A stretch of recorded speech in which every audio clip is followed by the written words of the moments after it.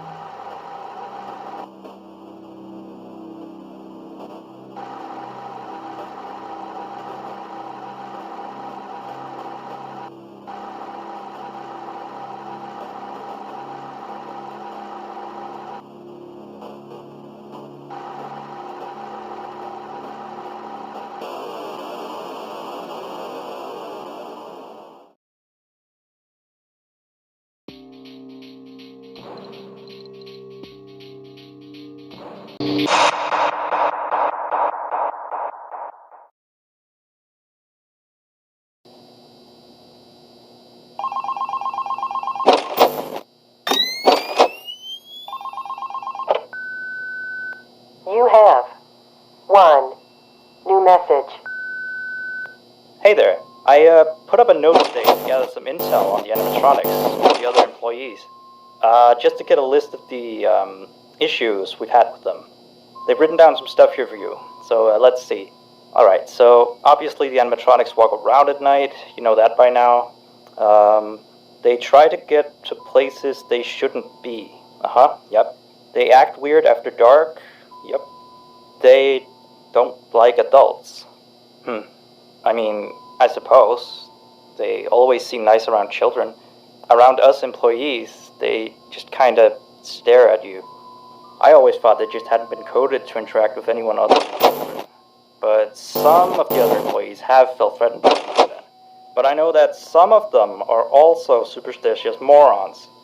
So who knows if they just became scared when the animatronic looked at them in the eyes or something. Anyway, one last thing on the list here. The last penguin interferes with the system. There's a sentence I never thought I'd say. We have these penguin animatronics as waiters. They take people's orders. We used to have 3 of them, but 2 of them broke down and haven't been fixed yet. I think they're referring to the 3rd penguin that still works, or, well, apparently it doesn't quite work. So yeah, definitely don't let him into the office. His presence alone could probably destroy our systems. Well, that'll be it for now. I'll be sure to leave another message for your next shift.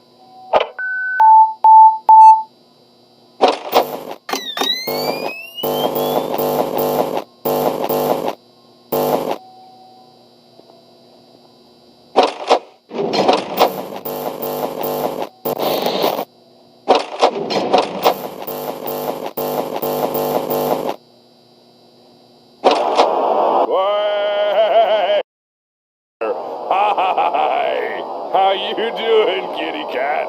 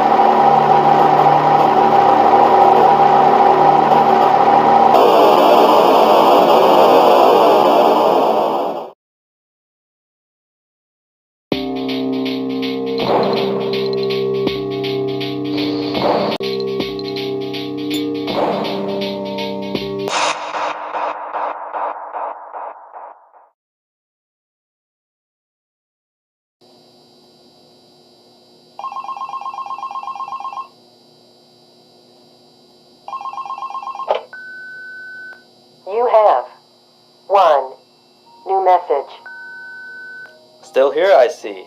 Awesome job these last 2 nights. You're already way better than our previous night guard. He didn't even stand 2 nights before he brought a wrench to his ship and tried to destroy one of our animatronics. The animatronic in question is the blank character, the one in the drawing room on camera 11, I think. Yeah, I'm surprised he still works.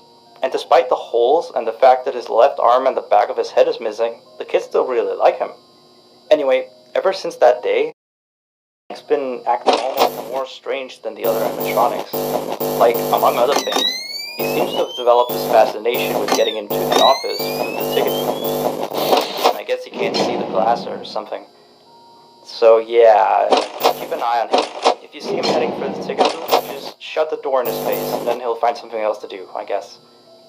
Oh, and by the way, ever since that new Freddy Fazbear's Pizza closed last week, we've been getting more and more customers during the day. So next week, if you're up for it, we could use you on the day shift. Think it over. We'll talk later.